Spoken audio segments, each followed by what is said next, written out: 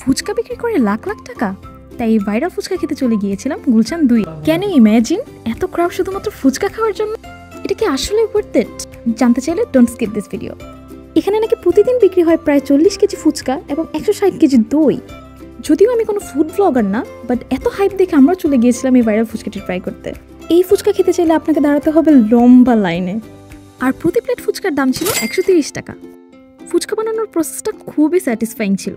ফুচকায় ভরপুর দই আর চানাচুর ব্যবহার করা হয়েছে।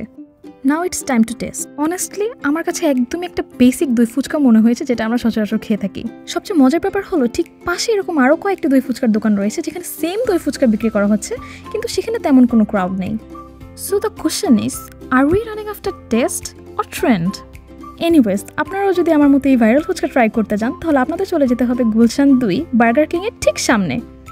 এমন আরও ভিডিও পেতে ডু ফলো মাই পেজ।